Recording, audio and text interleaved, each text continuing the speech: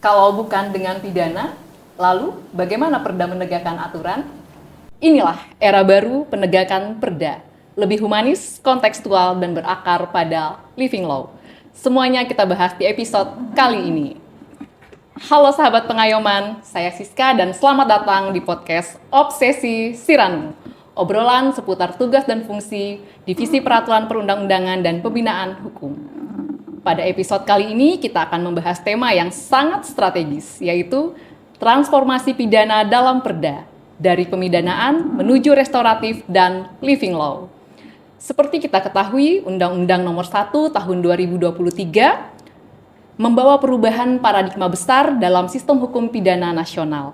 Tidak hanya menata ulang konsep pemidanaan, tetapi juga membuka ruang bagi pengakuan living law dan pendekatan restoratif yang lebih humanis, kontekstual, atau selaras dengan kebutuhan masyarakat di daerah. Perubahan ini tentu berdampak signifikan pada pengaturan sanksi pidana dalam peraturan daerah. Kemudian muncul beberapa pertanyaan penting. Apakah pidana masih menjadi pilihan utama? Lalu, bagaimana menyesuaikan Perda agar tetap efektif, konstitusional, dan sejalan dengan semangat pembaruan hukum? Baik, untuk membahas isu ini secara mendalam, telah hadir bersama saya, staf ahli Menteri Koordinator Bidang Hukum, HAM, Imigrasi, dan Pemasyarakatan, Ibu Cahyani Suryandari, SHMH. Terima kasih banyak Ibu berkenan meluangkan waktu untuk hadir dan berbagi wawasan dengan kami. Selamat datang di podcast kami, Ibu. Selamat datang juga. Terima kasih Bu Siska dan terima kasih juga sahabat Kalimantan Timur ya. Sahabat Etam, sahabat pengayoman. Ya, sahabat pengayoman. Ini kami berada di Obsesi Siranum. Semoga bisa berdiskusi dengan nyaman. Siap Ibu. Kita ngobrol santai aja ya Bu ya, biar nggak tegang ya Bu ya, biar relax ya kita. Oke baik, mungkin kita ngobrol santai dulu, kita bicara gambaran besarnya dulu ya Bu ya. Ini kira-kira Ibu kan salah satu tim perumus ya KUHP ya, mungkin bisa kasih kita sedikit pemahaman atau gambaran bagaimana sebenarnya arah kebijakan hukum pidana nasional ini setelah berlakunya Undang-Undang Nomor 1 Tahun 2023. Khususnya terkait pengaturan atau pengakuan terhadap living law di dalam hukum pidana Indonesia. Baik, terima kasih. Kalau bicara arah kebijakan, sebenarnya KUHP yang baru, Undang-Undang 1 tahun 2023 ini memang merupakan KUHP rasa Indonesia, di mana living law, dan kita tahu bahwa hukum adat di Indonesia itu kita punya banyak, mulai dari Sabang sampai Merauke. Kita punya, bahkan kalau misalnya dihitung mungkin lebih dari 1.300-an ya misalnya seperti itu, dan living law itu hidup di masyarakat, di mana masyarakat itu mematuhi apa yang memang sudah ditetapkan di hukum adatnya. Jadi sebenarnya ketika masuk ke dalam KUHP baru ini memberikan warna yang berbeda, karena ketika bicara KUHP itu bicara tentang hukum yang tertulis dan itu dibaca dengan baik dan itu kemudian dinormakan dengan jelas, tapi kita punya living law yang bisa menyelesaikan persoalan-persoalan di masyarakat dan itu ditaati oleh masyarakat. Oleh karena itu masuknya living law ini menjadikan pegangan kita, pengakuan kita bahwa sebenarnya undang-undang dasar tentang yang mengatur tentang pengakuan terhadap hukum adat di pasal 18 Undang-Undang Dasar pun kemudian terejawantah di dalam pasal 2 dari KUHP baru. Demikian. Oke, baik, terima kasih. Jadi ini menarik sekali ya Bu ya. Kalau kita tarik ke level daerah itu kan muncul pertanyaan penting sebenarnya Bu. Dengan berlakunya KUHP baru ini, sejauh mana pemerintah daerah ini masih memiliki ruang Bu untuk memuat sanksi pidana di dalam Perda? Apakah masih memungkinkan untuk dimuat seperti itu? Iya. Kalau bicara Perda, pengaturan tentang ketentuan pidananya itu kan diatur dalam 2 peraturan, dalam 2 undang-undang. Undang-Undang Nomor 12 Tahun 2011 tentang pembentukan peraturan perundang-undangan sebagaimana telah diubah terakhir dengan Undang-Undang 13 Tahun 2022 dengan Undang-Undang Pemerintahan Daerah, Undang-Undang 23 Tahun 2014. Di keduanya mengatur ketentuan pidana tentang ancaman kurungan paling lama 6 bulan dan pidana dendanya paling banyak 50 juta. Keduanya sama pengaturannya, sehingga ketika kemudian apakah daerah bisa mengatur itu sepanjang belum ada penetapan dengan keberlakuannya di Januari 2026 masih bisa mengikuti dua peraturan tersebut. Hanya kemudian kalau nanti sudah muncul undang-undang penyesuaian pidana berdasarkan pasal 613 tadi, maka itu harus menyesuaikan perda-perda tersebut. Dan itu akan diatur lebih lanjut di dalam undang-undang penyesuaian pidana sebagai peraturan pelaksanaan dari KUHP. Demikian. Oh oke, baik. Sekarang mungkin kita dalam praktiknya Bu ya, kita berbicara ini biasanya pada saat ada peraturan perundang-undangan yang baru, itu pasti ada potensi untuk benturan norma seperti itu ya Bu ya. Menurut Ibu, kira-kira apa saja potensi disharmoni yang paling sering terjadi antara ketentuan pidana di dalam Perda dengan KUHP yang baru ini? Iya, ketentuan di dua undang-undang tersebut kan sudah jelas mengatur tentang 6 bulan kurungan dan 50 juta. Oleh karena itu, karena di KUHP baru tidak mengenal kurungan, otomatis akan dihapus ketentuan tentang kurungan tersebut. Oleh karena itu nanti kita perlu melihat, memastikan apakah daerah itu sudah menyesuaikan dengan KUHP. Di KUHP yang baru, ketentuan tentang denda itu diatur sedemikian rupa, mulai dari kategori 2 dan kategori 1 dan kategori 2. Hanya ketika kemudian mengubah tentang pidana kurungannya itu menjadi ada batasannya itu menjadi paling banyak kategori 3. Dan kategori 3 itu nilai uang, nilai denda yang dikenakan pun sebenarnya 50 juta, sama seperti yang diatur di dalam Undang-Undang Pemerintahan Daerah dan Undang-Undang P3. Seperti itu. Baik, mungkin kita sedikit masuk ke pertanyaan kunci ya Bu ya. Ini tapi bukan masih kunci luar Bu, cuma belum kunci di dalam. Jadi mungkin apakah arah kebijakan saat ini Bu masih mendorong penggunaan sanksi pidana di Perda atau sebenarnya sudah mulai bergeser ke pendekatan administratif dan restoratif seperti itu? Di KUHP sendiri itu kan diatur juga beberapa pasal yang sebenarnya menuangkan tentang nilai-nilai dari restoratif justice. Artinya sebenarnya kita melihat konteksnya itu harus secara jelas ya. Mau kita gunakan restoratif justice sebagai penyelesaian, dan itu pasti ranahnya harus maksudnya dipersamakan, artinya itu restoratif justice itu menyelesaikan perkara yang itu bisa saja di luar proses peradilan, atau kemudian kita mau mengatakan pengenaan sanksinya itu bisa dikenakan. Ini satu hal yang berbeda. Karena ketika bicara tentang perda yang memuat sanksi pidana, itu kan nanti ranahnya ranah proses peradilan yang akan berjalan.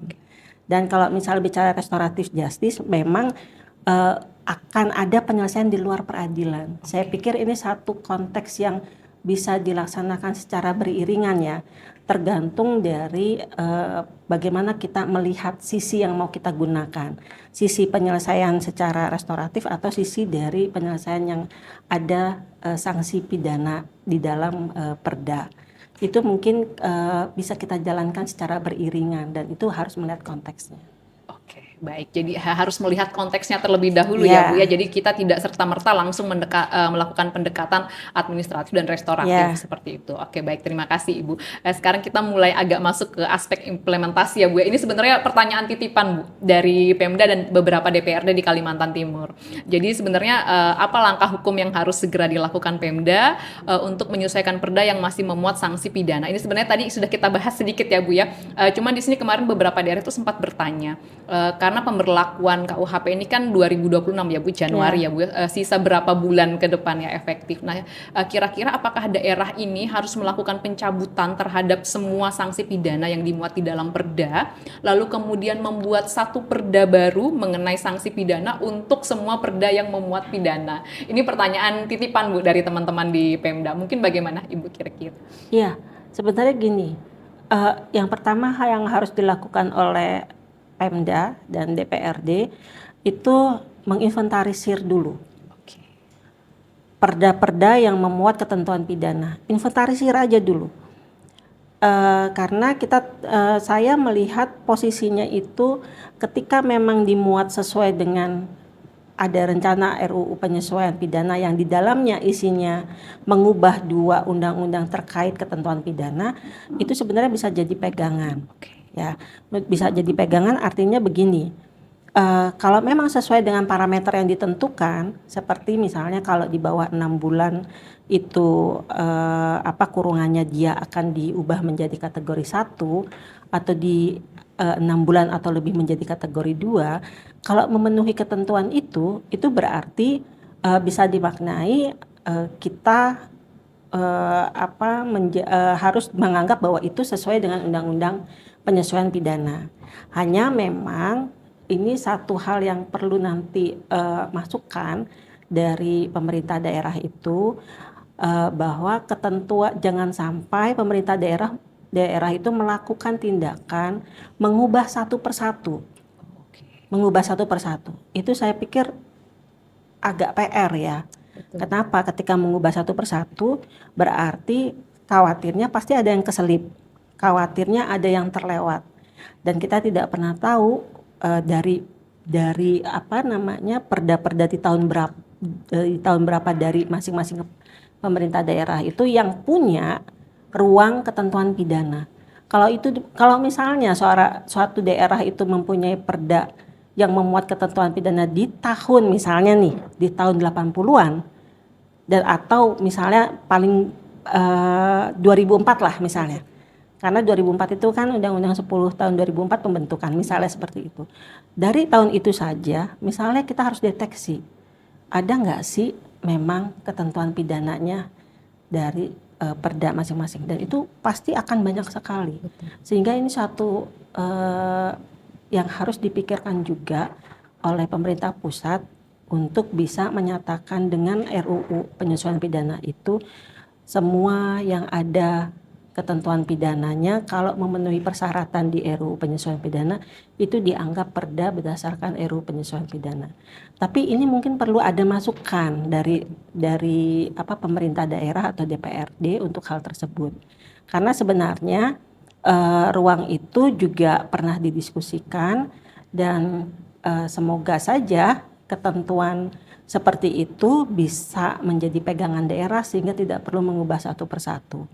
Gitu. Oke, siap. Mungkin izin Bu, saya pertajam sedikit ya Bu obrolan kita karena ini sangat penting dan strategis sekali. Dengan kata lain berarti sebenarnya ada 2 pilihan mungkin Bu ya. Yang pertama mungkin sambil menunggu kira-kira, tapi kalau menurut Ibu apakah perlu ini daerah untuk membuat perda baru mengenai penyesuaian pidana atau lebih baik kita menunggu dulu yang RUU untuk ditetapkan. Mungkin tadi seperti Ibu sampaikan ya Bu ya, jadi di RUU itu ada pasal yang mengatur bahwa ada penyesuaian, jadi mungkin daerah tidak perlu lagi membuat perda baru untuk penyesuaian, mencabut sanksi pidana di beberapa perda dimuat menjadi satu, karena sebenarnya niatnya mungkin teman-teman di perangkat daerah di Pemda ini berpikir bahwa kita seperti omnibus law jadi kita atur dalam satu, mencabut semua sanksi pidana dalam beberapa perda dan diatur dalam satu. Kira-kira memungkinkan atau kita menunggu saja Bu dari RUU penyesuaian pidana disahkan?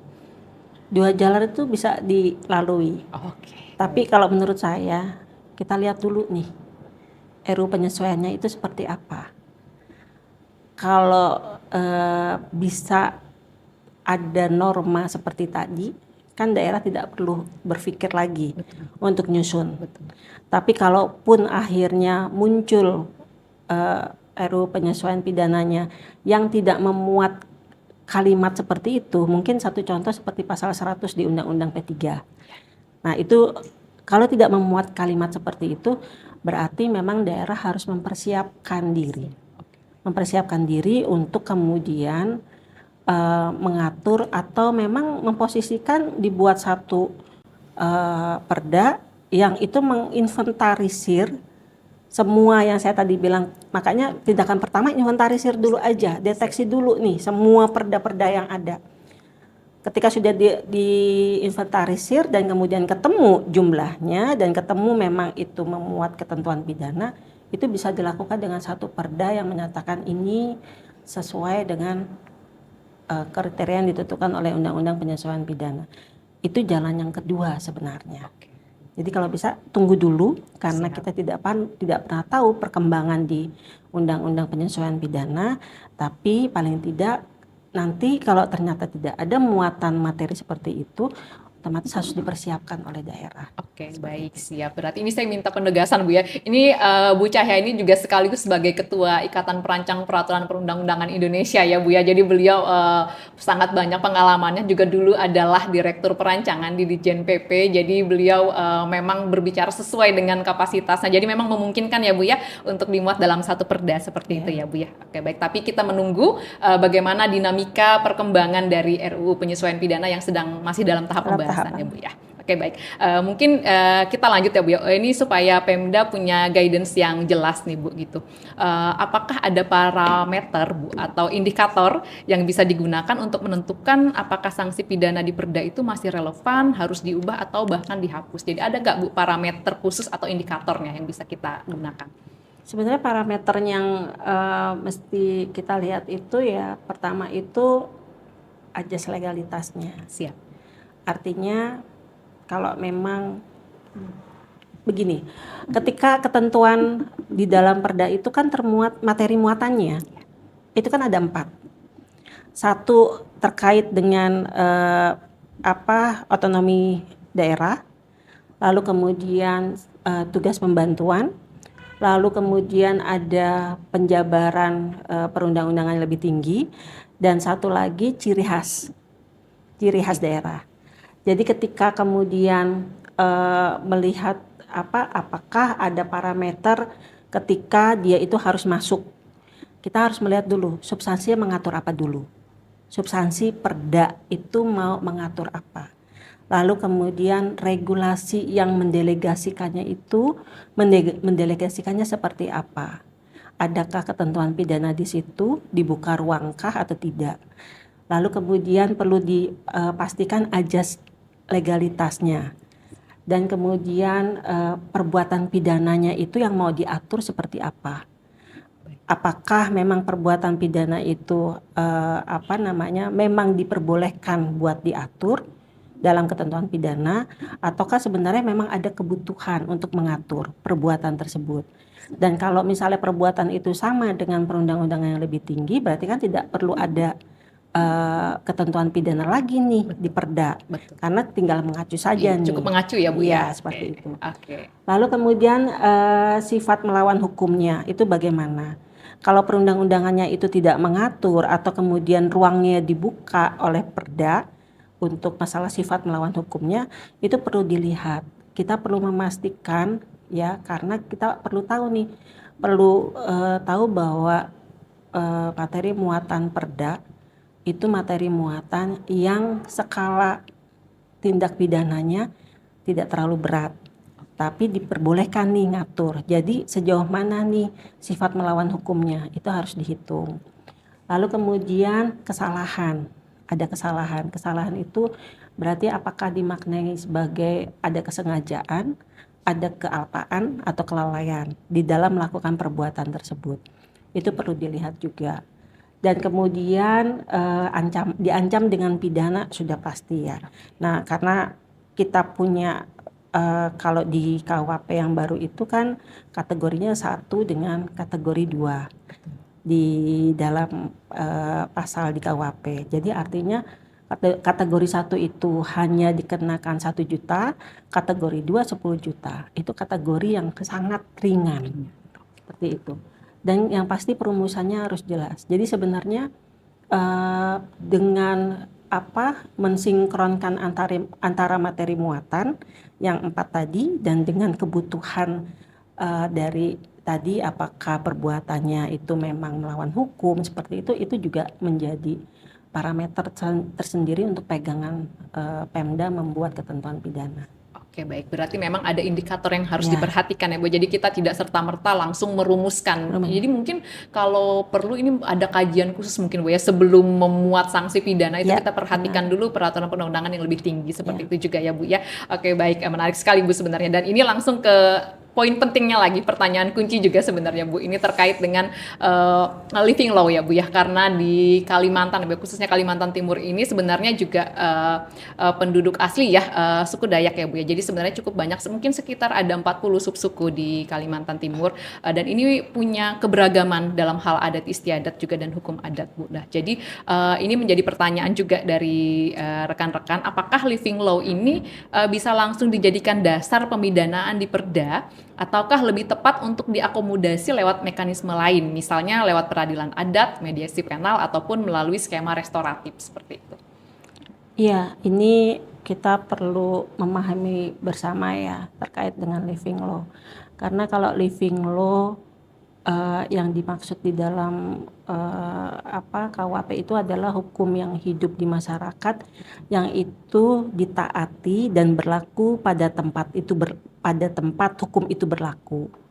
Dan kemudian ada yang harus digarisbawahi juga kalau living law yang di KUHP itu kan tidak boleh tindak pidananya itu tidak boleh sama seperti yang dalam KUHP.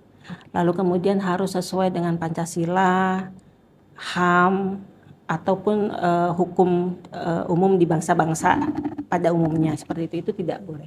Jadi kalau bicara tentang restoratif justice, kalau living law itu punya lembaga adat, dalam tanda kutip peradilan adat ya, lalu punya mekanisme tersendiri yang itu ditaati, dan itu masyarakat adat akan melaksanakan apa yang ditetapkan oleh lembaga adat pada saat menjatuhkan pidana. Itu dari sisi living law, dan kita tahu adat kita banyak sekali, dan tadi disebutkan di sini saja ada 40-an Yeah. sub Dayak Iya, ya. betul, Bu. Nah, itu luar biasa, dan masing-masing pasti punya batasan-batasan yang sudah ditaati oleh masyarakat hukum adatnya. Itu sisi living law. Lalu kita perlu melihat juga kalau bicara tentang restoratif justice, di KUHP itu tidak ada penyebutan restoratif justice, tapi ada nilai-nilainya, nilai-nilai restoratif justice. Misalnya ada pemaafan hakim, di mana hakim itu akan menilai dari sisi keadilan daripada dari kepastian hukum.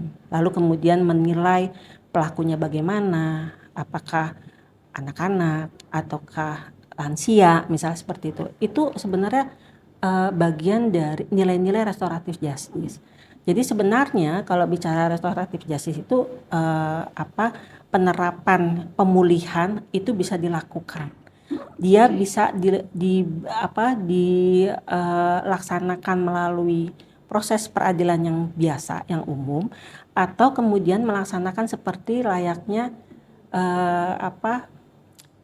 yang dalam SPPA. Ya, itu bisa diterapkan seperti itu, yang dilaksanakan di luar peradilan. Kesepakatan APH kemudian melaksanakannya di luar peradilan, yang kemudian memunculkan tentang perdamaian. Itu ranah yang saya pikir masing-masing punya kelebihan sendiri-sendiri, dan kita bisa menggunakan semua, tapi pada kasus-kasus yang memang kita lihat itu sesuai. Yang misalnya kalau bicara pelanggaran adat, berarti ranah living law yang bisa kita gunakan, dan kemudian di situ ada peradilan adat. Tapi ketika kemudian ranah hukum pidana yang ada dalam KUHP, kita bisa menggunakan restoratif justice, atau kita bisa menggunakan mediasi penal atau peradilan biasa, yang kemudian nanti bisa memastikan apakah yang bersangkutan itu akan terkena penjarakah, dendakah, atau yang lainnya. Saya pikir ini satu tidak bisa kita katakan ini lebih bagus, ini lebih jelek, itu tidak, tapi ini saling melengkapi. tergantung kasusnya seperti Ya, itu ya Bu ya sebenarnya. Oke, baik Ibu. Menarik sekali. Baik, ini mungkin kita lanjut ya Bu ya, melihat kondisi real di daerah gitu ya. Menurut Ibu ini selaku tim penyusun juga, kira-kira apa tantangan terbesar yang saat ini dihadapi oleh Pemda atau perancang peraturan perundang-undangan ya Bu ya, dalam menyesuaikan Perda pasca KUHP yang baru kira-kira? iya. Tantangan terbesar itu sebenarnya tadi yang saya sampaikan itu. Pertama yang pasti sosialisasinya ya. Oke. Eh, ini kan pemahaman yang harusnya bisa diterima secara sama. Ya, itu satu PR itu sebenarnya sosialisasi karena memahamkan satu regulasi itu kan merubah mindset dan itu perlu waktu, itu satu. Terus yang kedua lagi kalau bicara tentang living law, inventarisasinya saya nggak bisa bayangin tuh sekian ribu perda itu harus dicek satu persatu.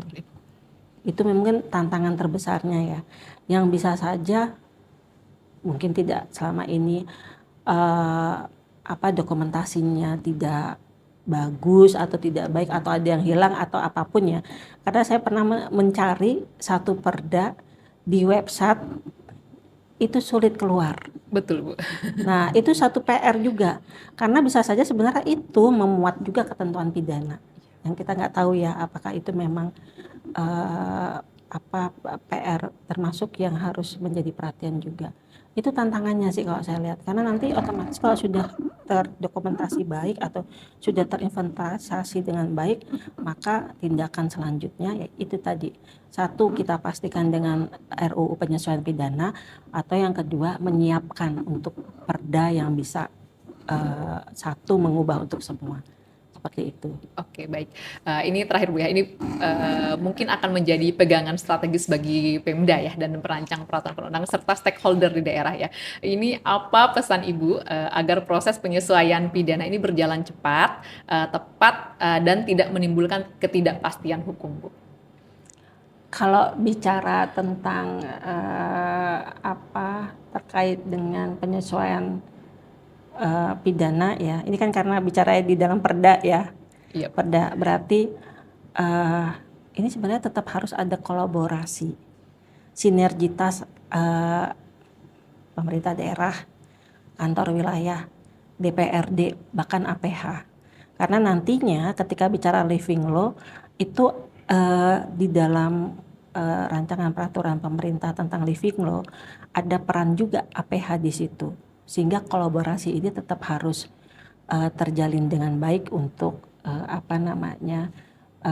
berjalan cepat, tepat dan mempunyai kepastian hukum yang baik dan tersosialisasinya dengan baik regulasi-regulasi yang memang terkait dengan ketentuan pidana di dalam perda. Itu mungkin satu hal yang harus tetap kita jalin bersama para pihak yang memang mempunyai peran untuk penyusunan perda ini. Demikian. Oke, baik terima kasih ini Bu Cahyani atas insight yang sangat komprehensif dan membuka perspektif baru ya bagi kami semua. Mungkin bisa saya simpulkan sedikit ya Bu ya, agak secara garis besar bahwa penyesuaian pidana dalam perda ini sebenarnya bukan sekedar mengganti sanksi ya Bu ya, tetapi juga mentransformasi pendekatan dari penghukuman semata menuju upaya penyelesaian yang lebih humanis, kontekstual dan berbasis pada kebutuhan masyarakat termasuk dengan memperhatikan living law seperti itu ya Bu ya. Baik, semoga obrolan kita hari ini Bu, obrolan ringan ya Bu ya selepas siang menjadi panduan bagi pemerintah daerah dalam menata kembali perda yang lebih responsif, lebih adil dan sejalan dengan arah kebijakan nasional. Baik, terima kasih telah mendengarkan episode kali ini. Saya Siska dan Ibu Cahyani Suryandari selaku staf ahli Menteri Koordinator ya bidang hukum, ini panjang banget ya Bu ya. Hukum HAM IMIPAS. Iya, Hukum HAM IMIPAS. Pamit undur diri dulu. Kami ucapkan terima kasih. Sampai jumpa dalam episode Obsesi Siranum selanjutnya. Sampai jumpa, sahabat pengayoman. Sahabat pengayoman.